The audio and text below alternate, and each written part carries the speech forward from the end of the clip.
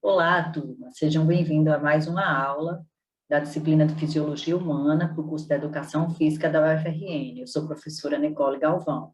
Hoje nós vamos conversar sobre introdução à endocrinologia.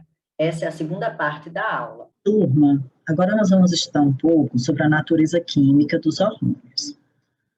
Por que estudar a natureza química dos hormônios? Porque isso influencia no armazenamento, na produção e armazenamento do hormônio, nos mecanismos de secreção, no transporte no sangue e também o tipo do receptor. Então, de acordo com a natureza química, os hormônios podem ser solúveis em lipídios ou lipossolúveis e solúveis em água ou hidrossolúveis. Os hormônios solúveis em lipídios são os esteroides, os hormônios da tireoide e a vitamina D. Isso aqui já é uma atualização. O composto da vitamina D, que se chama calcitriol, inicialmente acreditava-se que ele só poderia ser obtido através dos alimentos. Hoje em dia já sabemos que o corpo também consegue sintetizar o calcitriol e a vitamina D agora é classificada como um hormônio lipossolúvel. Os hormônios solúveis em água são as catecolaminas, que são a adrenalina e noradrenalina, que são secretadas pelo córtex da adrenal, e todos os hormônios peptídicos e proteicos, que são os hormônios do hipotálamo, da hipófise e, por exemplo, da insulina, os hormônios produzidos no coração, no tecido adiposo. Então, a partir do colesterol, a gente vê aqui a síntese dos hormônios esteroides, que são todos os hormônios sexuais, tanto masculino quanto feminino, então, os andrógenos, os estrógenos, a progesterona, os glicocorticoides, que nos humanos o principal glicocorticoide é o cortisol, e os mineralocorticoides, que é a aldosterona, o principal é a aldosterona. Então, além dos hormônios esteroides, o colesterol também é precursor da vitamina D ou calcitriol. Então, a vitamina D, ela é muito importante no metabolismo ósseo, porque ela trabalha em conjunto com o paratormônio para o metabolismo do osso. Nós vamos ver isso dentro do bloco de renal. Só que hoje em dia existem algumas ações não clássicas da vitamina D que também a tornam bastante importante. Por exemplo, a regulação da pressão arterial, a vitamina D auxilia na redução da pressão arterial e ela é uma forte moduladora do sistema imunológico. É devido a essa forte modulação do sistema imunológico e de maneira positiva que vários estudos buscam a ação da vitamina D no combate ao Covid-19.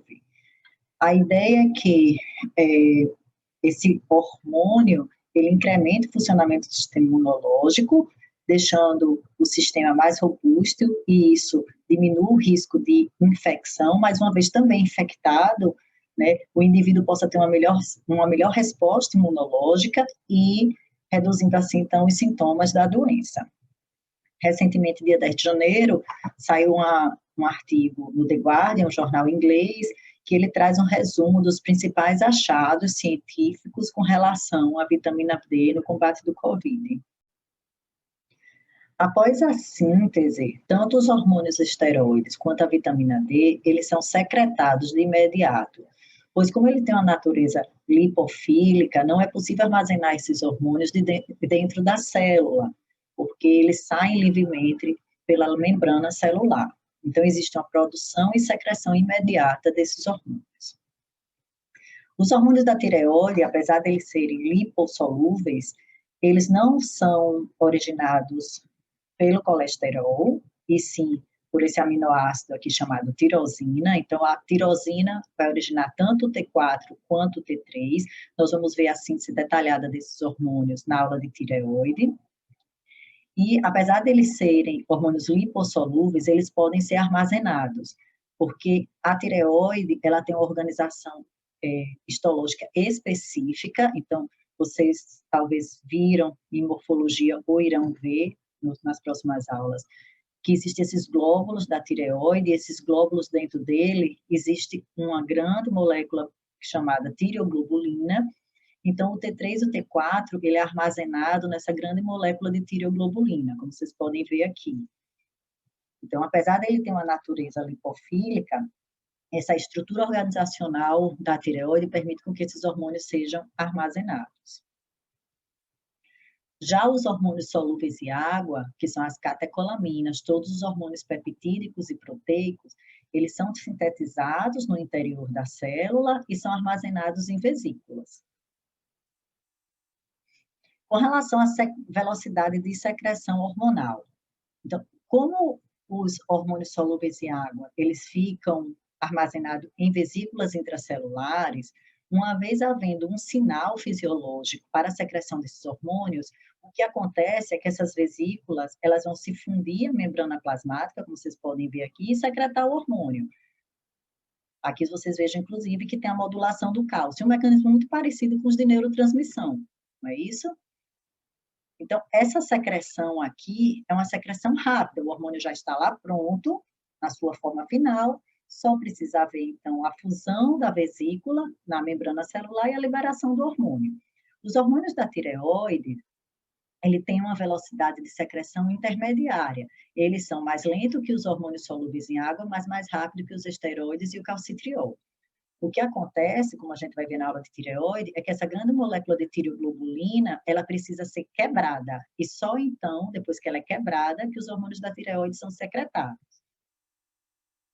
Já os esteroides e o calcitriol, eles têm a velocidade de secreção mais lenta, pois, havendo um sinal fisiológico para a secreção desses hormônios, eles precisam primeiro ser sintetizados, pois lembre-se que eles não podem ser armazenados no interior da célula.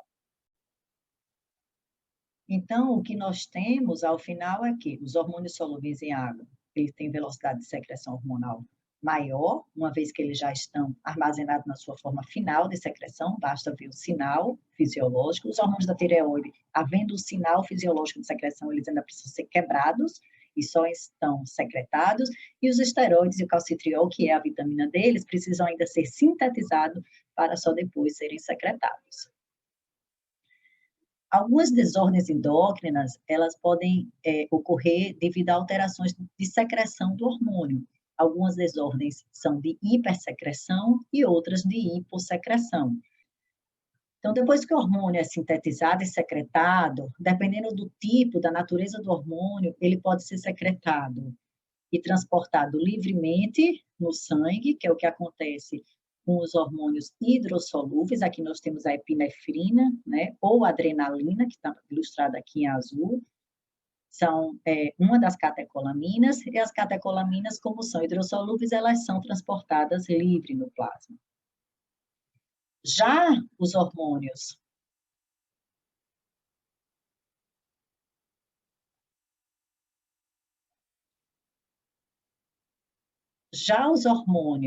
hidrolipossolúveis, o transporte se dá com o auxílio de proteínas carreadoras ou proteínas transportadoras. Por que é necessário a ajuda dessas proteínas? Porque esses hormônios, eles não conseguem serem dissolvidos facilmente no plasma. A gente vai compreender que dependendo do hormônio lipossolúvel, existe uma concentração máxima de dissolução desse hormônio no plasma. Então, uma parte é transportado livre e outra parte é transportado ligado a essa proteína que auxilia, na verdade, o transporte do hormônio. Então, cada hormônio lipossolúvel tem uma quantidade de concentração do hormônio livre, e essa quantidade satura, existe uma capacidade máxima de transporte. Depois que essa capacidade de transporte livre satura, a demais concentração do hormônio só consegue ser transportado junto a essa proteína de transporte. Isso acontece para todos os hormônios lipossolúveis. Então, aqui a gente vê, está sendo transportado, o hormônio se solta da proteína, quando vai, então, se ligar ao seu receptor. Dependendo do tipo de transporte, a gente pode ter uns conceitos diferentes com relação a concentrações plasmáticas dos hormônios. Esses conceitos são importantes para o entendimento de algumas dosagens hormonais. Então, vamos entender. O que é a concentração total do hormônio? A concentração total do hormônio é sua fração livre mais sua fração ligada. Para hormônios hidrossolúveis, nós não temos fração ligada. Então, a fração livre e a concentração total do hormônio hidrossolúvel são sinônimos. O que é a fração livre? A fração livre é a fração biologicamente ativa, ela que se liga no receptor, ela que sofre metabolização também. Por exemplo, essa parte livre aqui, é ela que se liga ao receptor e vai sofrer mecanismos de metabolização. Quando o hormônio está ligado à proteína de transporte, a gente chama ele de fração ligada. Só existe o conceito de fração ligada para hormônios lipossolúveis. Isso não é aplicado a hormônios hidrossolúveis, porque eles não precisam da proteína de transporte. É interessante, turma, porque essa fração ligada do hormônio aqui, ela nem consegue se ligar ao receptor celular, nem consegue ser metabolizada. Então, a gente diz que a fração ligada do hormônio, na verdade, é um depósito circulante. Por quê? Aquele hormônio vai ficar lá no sangue, junto dessa proteína de transporte, até que ele se solte da proteína de transporte e vire uma fração livre. Então, toda fração ligada, com algum tempo, e que tempo é esse? Depende do hormônio, cada hormônio tem seu tempo. Então, depois de um tempo, essa fração ligada se transforma em uma fração livre. E essa fração livre é que é a fração biologicamente ativa. Ela que vai se ligar ao receptor e ela que pode ser metabolizada. Então, é interessante a gente destacar aqui que a fração ligada tem uma meia-vida maior que a fração livre. O que é a meia-vida? É o tempo para que 50% daquela concentração seja removida do corpo. Então, nós temos concentração total, que é a fração livre mais ligada, hormônio hidrossolúvel, a concentração total e fração livre são sinônimos, é a mesma coisa, já que os hormônios hidrossolúveis não apresentam fração ligada. Para hormônios lipossolúveis, a concentração total é a fração livre do hormônio mais a fração ligada. A fração livre é a biologicamente ativa, é a que pode sofrer metabolização. A fração ligada, ela é inativa. Ela nem se liga ao receptor, nem é metabolizada. Ela, na verdade, é um depósito circulante, tem uma meia-vida mais longa do que a fração livre. A fração ligada, com algum tempo, ela vai virar uma fração livre. Então, aquele hormônio vai aos poucos se soltando da proteína de transporte e vai virando uma fração livre.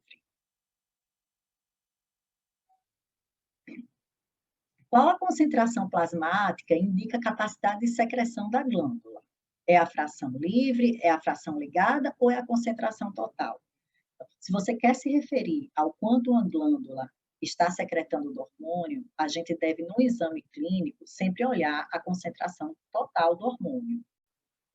Uma aplicabilidade interessante desses conceitos de fração livre e fração total dos hormônios é a dosagem de hormônios através da saliva. É possível dosar a fração livre de alguns hormônios esteroides na saliva, por exemplo, a fração livre do cortisol, a fração livre dos hormônios sexuais, testosterona, estrógeno, progesterona. Isso é muito importante para avaliar como é que anda a aptidão física dos atletas de elite.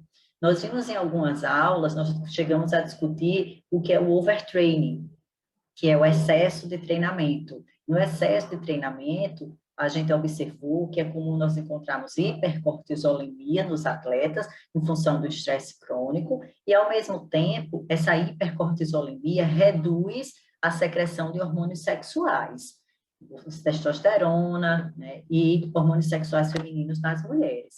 Então, para evitar o surgimento do overtraining, uma das estratégias é fazer uma análise frequente desses hormônios na saliva dos atletas. Existe um monitoramento rotineiro para ver se o cortisol ele não está se elevando demais em função do treinamento excessivo, ao mesmo tempo que haveria, então, a redução dos hormônios sexuais. Esse tipo de dosagem é feita sem nenhuma invasão, ou seja, não é um método invasivo, você não precisa perfurar o atleta, o que facilita bastante, e ela é facilmente dosada por técnicas de ELISA, que, por exemplo, nós fazemos aqui no nosso laboratório na UFRN, em parceria com alguns professores do Departamento de Educação Física da UFRN.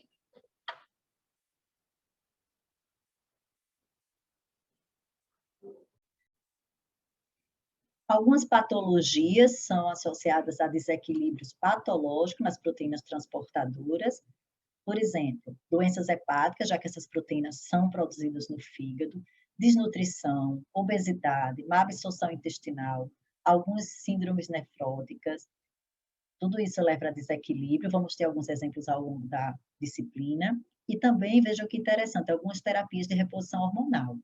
Por exemplo, aqui a gente ilustra que o uso de anticoncepcional pode desregular os níveis de proteína transportadora dos hormônios da tireoide. Nós vamos ilustrar na aula de tireoide. Outro fato interessante, e isso é uma atualização, é de que, apesar de classicamente, e nos livros de fisiologia, a gente achar principalmente o conceito de que proteínas transportadoras, elas são exclusivas de hormônios solúveis em lipídios, já que eles necessitam dessa proteína para serem dissolvidos no plasma, nós temos recentemente um achado que mostra que alguns hormônios proteicos, né, peptídicos, ou seja, que não precisam dessas proteínas transportadoras para serem dissolvidos no plasma, eles têm proteínas transportadoras, por exemplo, o GH. O GH, o hormônio do crescimento, é um hormônio produzido pela hipófise, nós vamos ver nas próximas aulas, e o GH, apesar dele não precisar de uma proteína transportadora, ele apresenta uma proteína transportadora, como vocês podem ver aqui. E qual é a finalidade, então, de um hormônio que não precisa de uma proteína para ser dissolvido no plasma, apresentar uma proteína transportadora? Então, o que acontece é que, como a gente viu, a parte ligada, a fração ligada do hormônio, ela prolonga a meia-vida do hormônio. Então, existe um novo depósito, além do depósito intracelular, o GH, por esse mecanismo, ele tem um depósito também no sangue, porque aos poucos essa fração ligada vai sendo liberada e vai se tornando uma fração livre. Isso aumenta o tempo de ação do hormônio. Outro fato em que é importante nós entendermos a natureza do hormônio, se ela é lipofílica ou hidrofílica, lipossolúvel ou hidrossolúvel, é porque o tipo de receptor que esse hormônio vai se ligar vai ser diferente. Por exemplo, os hormônios hidrossolúveis, as catecolaminas, todos os hormônios peptídicos e proteicos, como eles não atravessam a membrana da célula, o receptor dele vai estar a nível de membrana.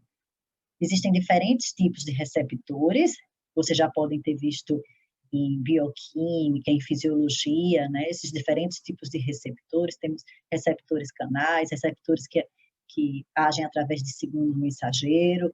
Então, os hormônios hidrossolúveis atuam por receptores de membrana. Isso vai gerar, gente, uma resposta rápida, porque os mecanismos de ativação de membrana, eles são rápidos. O hormônio nem precisa entrar na célula, então ele já se encontra com o receptor aqui na periferia e já desencadeia uma resposta rápida. Já os hormônios lipossolúveis, eles, além de terem que se soltar da proteína de transporte, como os hormônios esteroides, os receptores deles ficam dentro da célula. Então, aqui a gente tem aqui a membrana celular, o hormônio esteroide entrando na célula e se ligando ao seu receptor. Esses receptores, eles podem estar tanto no citoplasma quanto no núcleo. E diferente dos hormônios hidrossolúveis, esses receptores aqui, eles vão desencadear respostas lentas. Mas por que respostas lentas? Porque eles vão ativar mecanismos genéticos. E isso leva algum tempo. Diferente dos receptores de membranas, que você vai alterar, por exemplo, a abertura ou fechamento de um canal, vai ativar proteínas de segundo, cascatas de segundo mensageiro, então são modificações rápidas. Os hormônios lipossolúveis, eles vão ter mecanismos a nível genético, isso vai fazer com que a resposta seja mais lenta. Porém, temos mais uma atualização, apesar de classicamente, na maioria dos livros de fisiologia, sempre mostrarem esta regra, que os hormônios lipossolúveis, todos os seus receptores são intracelulares, seja citoplasmático ou nuclear, a gente já sabe que existem alguns receptores de membrana para esses hormônios. Por exemplo, o T3 e T4, a gente já sabe que são hormônios lipossolúveis, mas aqui ele tem um receptor não clássico de membrana. Aqui está o receptor clássico no citoplasma, migra para o núcleo, vai ativar mecanismos genéticos, mas aqui a gente tem um receptor não clássico de membrana. Eles têm papéis distintos, ativam vias distintas. Essa via clássica é uma via mais lenta, já que envolve mecanismos genéticos. Essa via aqui, não clássica, ela é uma via mais rápida, já que tem um receptor de membrana aqui ativando mecanismos de segundo mensageiro. Outro exemplo, aqui nós temos o cortisol. O cortisol também, por ser um hormônio derivado do colesterol e lipossolúvel, classicamente os seus receptores são intracelulares. Mas aqui a gente vê na membrana aqui da célula receptores de cortisol, e esses receptores de cortisol também vão ter ações mais rápidas que os receptores clássicos intracelulares, uma vez que vão ativar mecanismos de segundo mensageiro. Agora vamos falar um pouquinho sobre as respostas hormonais. Então, para que haja uma resposta hormonal, o hormônio tem que se ligar a um receptor específico. Como a gente viu, esse receptor pode estar na membrana da célula, como está ilustrado aqui, ou pode estar no interior da célula. Uma vez que esse receptor é ativado, uma resposta será desencadeada. Essa resposta pode ser de ativação ou pode ser de inibição. O que é resistência de um receptor? Esse conceito de resistência do receptor é um conceito muito importante, porque ele está associado hoje em dia a diversas patologias de alta prevalência populacional. Nós temos algumas resistências de receptor que são herdadas e outras que são adquiridas. O que é a resistência do receptor? Na verdade, a gente tem ilustrando aqui um receptor de insulina. A insulina é um hormônio proteico, então ela se liga ao receptor de membrana e iria ativar uma série de cascatas de segundo mensageiro.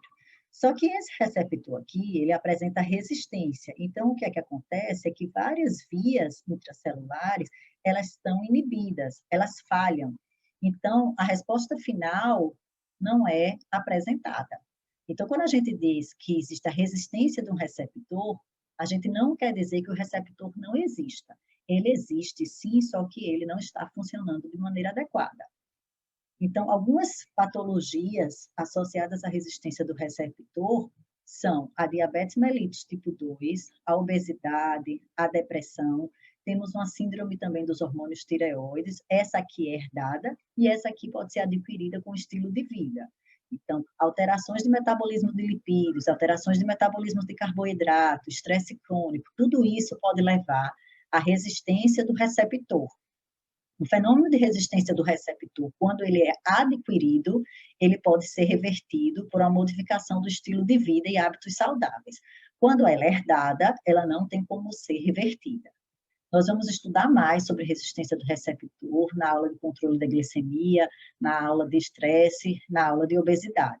Mas esse conceito você já tem que ter em mente a partir de agora. Resistência do receptor é quando o receptor não está funcionando de maneira adequada. O receptor existe, porém ele não consegue desencadear uma resposta. Aqui nós temos, né, a ilustração que um mesmo hormônio, que no caso aqui está sendo ilustrado a epinefrina ou adrenalina, ele pode ter diferentes tipos de receptores. Aqui nós temos receptores alfas, receptores beta. Veja que a ligação desse hormônio a esses diferentes tipos de receptores causam diferentes respostas. Algumas vezes antagônicas. Por exemplo, a ligação da epinefrina no receptor alfa leva a vasoconstrição sistêmica, mas quando ela se liga ao beta-2 no músculo esquelético, leva a vasodilatação.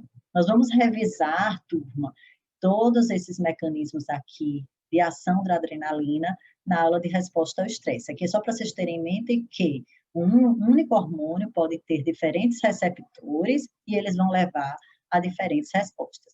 Vocês já viram algo parecido quando vocês estudaram neurotransmissores? Existem neurotransmissores que têm diferentes receptores e que levam a diferentes respostas. Porém, precisamos chamar a atenção, isso é importante. Alguns hormônios, eles podem ter diferentes respostas mesmo tendo um único receptor, como é o caso do paratormônio. Esse paratormônio, a gente vai ver na aula de metabolismo ósseo dentro de renal, ele é secretado pelas paratireoide, esse hormônio tem apenas um receptor, porém, vejam, que quando ele se liga a esse receptor no tubo proximal, existe aqui uma resposta fisiológica, que eu não quero que vocês saibam agora, que não é nosso interesse no momento, e quando ele se liga a esse mesmo receptor no tubo distal, a resposta fisiológica é outra. E como é que isso pode acontecer se o receptor é o mesmo nas duas áreas? É porque os mecanismos intracelulares ativados são diferentes. Então, o tipo da resposta endócrina, ela não depende apenas do tipo do hormônio e do tipo do receptor, mas ela depende também do maquinário intracelular ativado. Intensidade da resposta hormonal. A intensidade da resposta hormonal, ela depende de fatores ligados ao hormônio e fatores ligados ao receptor. Fatores ligados ao hormônio. A concentração de secreção.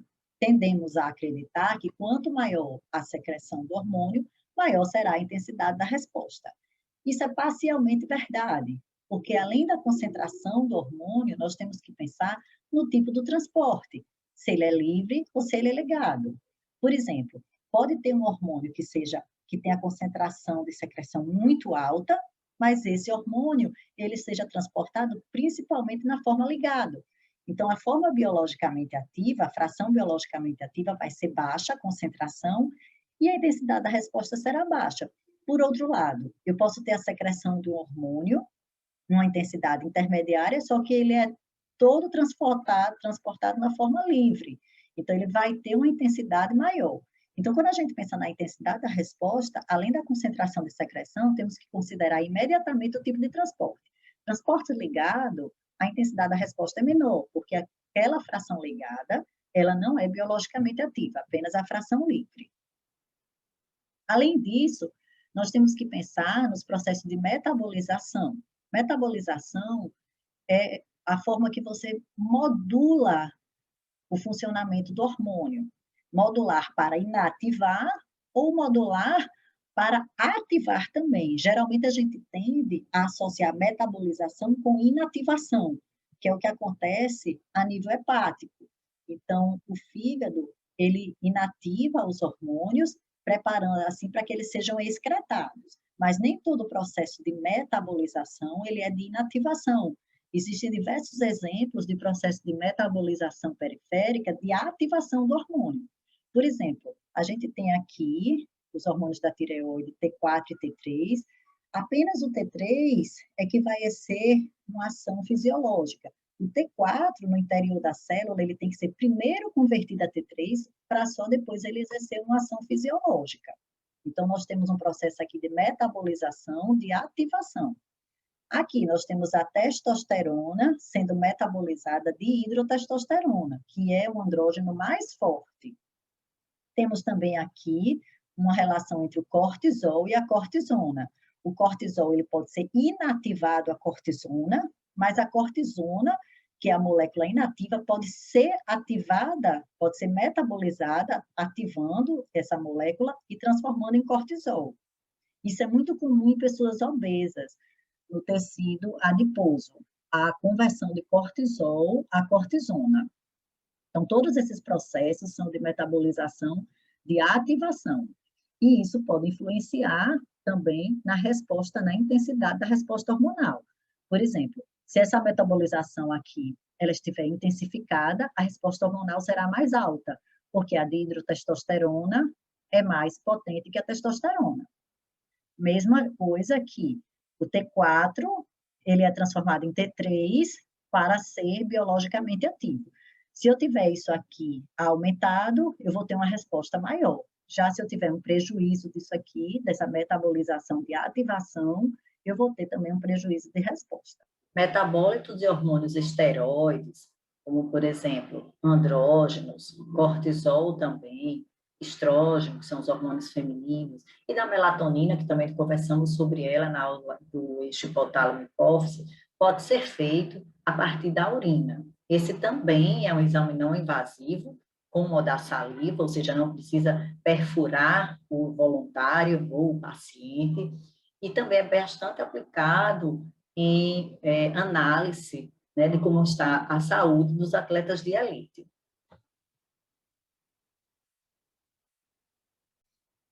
Outro fator interessante com relação à intensidade da resposta são os sistemas de integração hormonal.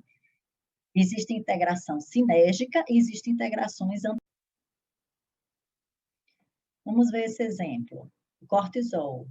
O cortisol é um hormônio hiperglicêmico, ou seja, ele eleva a glicemia, o nível de glicose no sangue. Nós temos aqui sua resposta ao longo do tempo. Veja que o cortisol, ele não é um hormônio muito potente, porém, ele tem uma ação duradoura. Já o glucagon aqui, percebam que ele é mais potente, ele tem uma ação mais rápida e mais intensa no aumento da glicemia. A epinefrina ou adrenalina já tem outro perfil de aumento da glicose no sangue. Agora percebam, quando esses três hormônios atuam em conjunto, que a resposta de aumento da glicemia, ela é muito mais rápida e intensa. Então, isso a gente diz que é um sistema de integração hormonal sinérgico. Porém, podemos ter também interações antagônicas. Enquanto a insulina, ela reduz a glicemia, o glucagon, ele aumenta a glicemia. Então, a resposta final da quantidade de glicose no sangue depende da interação desses hormônios. Então, a gente, quando pensa numa resposta hormonal, se a gente for pensar em um termo mais amplo, pensando no organismo como um todo, a gente tem que pensar nesses sistemas também. Porque raras são as vezes que uma determinada função fisiológica é regulada exclusivamente por um mecanismo de controle. Como a gente viu, sempre tem a interação do sistema nervoso e do sistema endócrino, e o sistema endócrino também existem vários hormônios atuando sobre a mesma função. Então, quando a gente pensa na resposta hormonal, temos que lembrar, se quisermos ser mais completos, se quisermos ter um raciocínio mais completo, né, que existem os sistemas de integração sinérgico e os antagônicos. Agora, turma, vamos pensar a intensidade da resposta, não olhando mais para o hormônio, mas olhando agora para o receptor. Diversas características relacionadas ao receptor são importantes para a intensidade da resposta. Primeiro, o número de receptor. O número de receptor numa célula, ele não é constante. O número dos receptores pode modificar. Vários mecanismos modulam os números de receptores, inclusive a própria concentração do hormônio. Isso aqui é um fenômeno que vocês já podem ter visto quando viram a parte de neuro, porque esse mesmo fenômeno é observado para neurotransmissores. O que é que acontece? Existe o fenômeno da upregulation e da downregulation. Quando nós temos uma carência de mensageiro químico, seja ele hormônio, seja ele neurotransmissor, a célula, numa tentativa de estabelecer aquela homeostase, né, que hoje em dia a gente já sabe que é a alostase, então, para estabelecer aquele equilíbrio, ela aumenta a expressão de receptores. Aqui a gente tem ilustrando receptores de membrana, mas isso é verdade também para receptores intracelulares. Então, carência, como a gente está vendo aqui, carência, tem poucos mensageiros químicos, a célula aumenta o número de receptores disponíveis para tentar ampliar, né, intensificar essa resposta. No caso aqui, nós temos o contrário, nós temos muitos mensageiros químicos. Então, para que não haja uma super resposta, o que é que a célula faz? Ela reduz a quantidade de receptores disponíveis. Mais uma vez, pode ser receptor de membrana ou receptor intracelular. Então, o número de receptores de uma célula é muito importante para a intensidade da resposta, sabendo que, né, esses receptores não são constantes, que pode haver fenômenos de up e down regulation. Mas não só o número de receptores, a afinidade do receptor também. Veja que nós temos ilustrando os diferentes receptores da catecolaminas, e vejam que as catecolaminas, elas possuem afinidades diferentes pelos receptores. A adrenalina tem maior afinidade pelo alfa-1, enquanto a noradrenalina pelo alfa-2. Então, vamos imaginar, nós temos uma célula que tenha todos esses receptores, nesse caso de membrana, porque as catecolaminas são hidrossolúveis. Então, imagine uma célula que tem todos esses receptores, um pertinho do outro. A adrenalina vai se ligar preferencialmente ao alfa-1, porque ela tem maior afinidade. Já a noradrenalina é o alfa-2. Então, a afinidade do mensageiro com o receptor também modula a intensidade da resposta, não apenas o número dos receptores.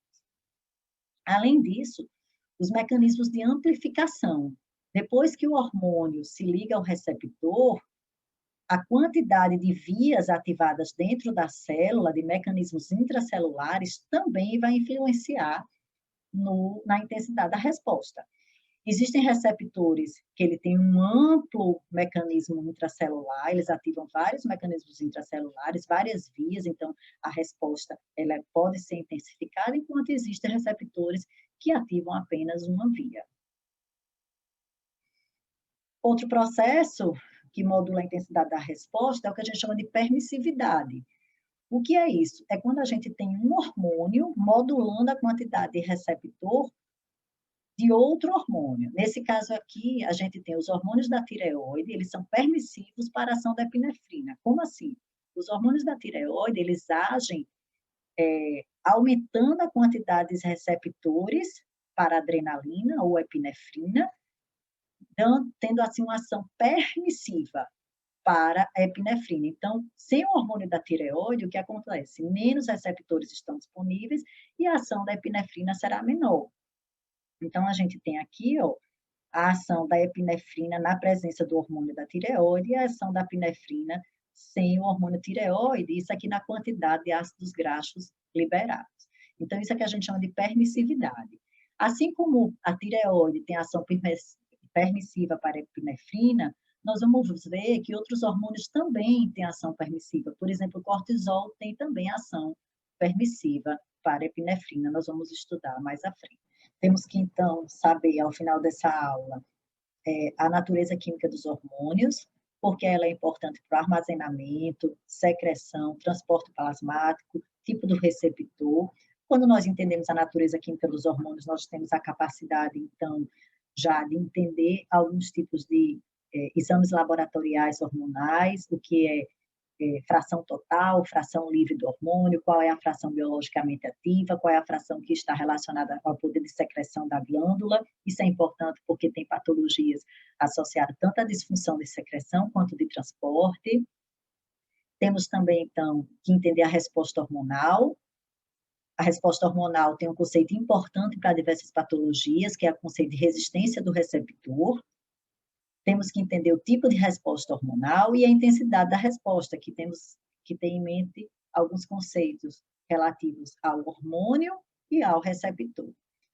Então, turma, chegamos mais uma vez ao final da nossa aula. Espero que vocês tenham entendido todos esses conceitos que, como vocês viram, são importantes para a prática do educador físico. Vocês têm que entender o conceito de fração livre, fração ligada, do que é metabolismo hormonal, do que é resistência do receptor, porque todos esses conceitos teóricos, na verdade, serão utilizados na prática do profissional da educação física.